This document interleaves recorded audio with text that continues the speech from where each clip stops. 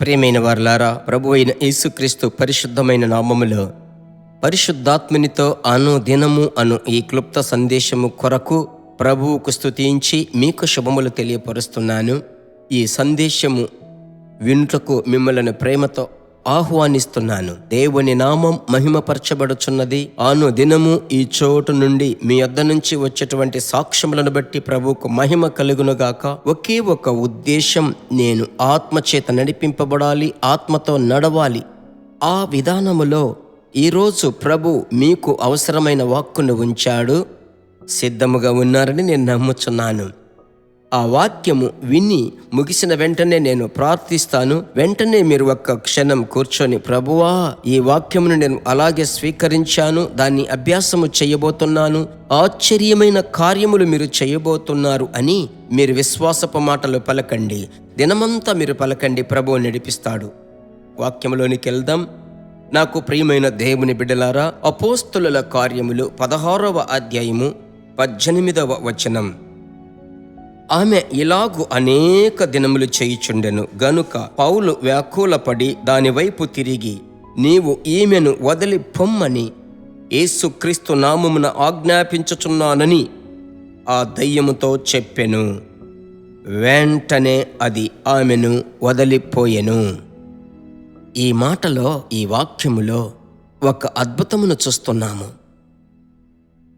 వాక్యం సెలవిస్తుంది, నీవు ఈమెను వదిలి పొమ్మని యేసు నామమున ఆజ్ఞాపించుచున్నానని, నీకు ఆజ్ఞాపించుచున్నాను అని ఆ దయ్యముతో అంటున్నాడు. అది ఒక సోది ఆత్మ అని దేవుని వాక్యం సెలవిస్తుంది. ఈ ఆత్మ అనేక దినములు, ఆ సోది చెప్పేటువంటి ఆత్మ ఆమెను ఇబ్బంది పెడుతూనే ఉన్నది. ఒకరోజు అపోస్తుడైన పౌలు వాక్యం సెలవిస్తుంది, ఆత్మలో వ్యాకులపడి, ఆత్మతో నింపబడి ప్రార్థించాలి అని మనం అడుగుతున్నాము. అయితే ఆత్మలో కోపపడము, సాతాను మీద మనం కోపపడాలి. సాధారణంగా కోపడితే మనం, అయితే ఆత్మలో నింపబడి కోపపడ్డామనుకోండి, సాతానుని యొక్క కాళ్ళు చేతులు వణికి నువ్వు చెప్పేదానికి లోబడతాడు. కారణం, నీలో అభిషేకం ఉంది. అలాగైతే ఈ అభిషేకం సాతాను మీద ఒక అధికారాన్ని ఇస్తుంది. అభిషేకము ధైర్యముగా సాతానుకు విరోధముగా కోపపడి మాట్లాడునట్లుగా ఆ అధికారముతో నిండిన ప్రార్థనను దేవుడు ఘనపరుస్తున్నాడు. కనుక ప్రియమైన వారలారా, ఈ దినాలలో పలు రీతులుగా ఈరోజు ప్రభు బిడ్డలు బాధింపబడుతున్నారు. పలు రీతులుగా దేవుని బిడ్డలు బాధింపబడుతున్నారు. అపవాది చేత పలు విధములైన పోరాటములు. అయితే మీరు దేనికి చింతించకండి, ఎల్లప్పుడూ ఆత్మలో నింపబడి ప్రార్థించండి. ఎప్పుడెప్పుడైతే ఆ సాతానుడు మీకు విరోధముగా లేస్తున్నాడో, మీరు ఆత్మలో నింపబడి యేసు నామములో ఆజ్ఞాపిస్తున్నాను, వెడలిపో, నా ఇంటిని విడిచిపెట్టి నా సరిహద్దులలోనికి రాకూడదు అని గద్దించే అధికారముతో మీరు ప్రార్థించడం అలవాటు చేసుకోనండి. ఆ అధికారమును, ఆ ఏలుబడిని, ఆ కృపను ఇచ్చేది పరిశుద్ధాత్ముడే. అపవాది యొక్క కట్లను తెంపేటువంటి ఆ ఆత్మదేవుడే ఈ సందేశమును మీకు ఇస్తున్నాడు. దీన్ని పెట్టి మనం ప్రార్థించుదామా? ఇక మీదట మీరు భయపడకండి. నాలో ఒక ఏలుబడి, నాలో ఒక అధికారాన్ని ప్రభువు ఇచ్చాడు అన్న ఆ సంకల్పముతో నాతో కలిసి ప్రార్థించండి.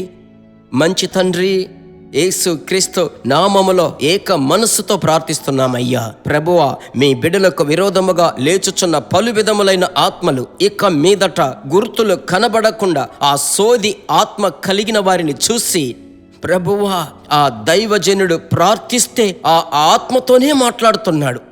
అందువలన కుటుంబాలలో ఎవరి ద్వారానైనా సమస్య రావచ్చు. ఆ మనుషులకు విరోధులకు ప్రార్థించకుండా ఆ మనుషులలో పనిచేసే దురాత్మను కనిపెట్టి ప్రార్థించే అభిషేకమును యేసు నామములో మీ బిడ్డలకు ఇవ్వండి. ఇది మొదలుకొని ప్రార్థన జీవితంలో ఒక గొప్ప పెన్ను మార్పు కలుగుతున్నందుకు స్తోత్రం.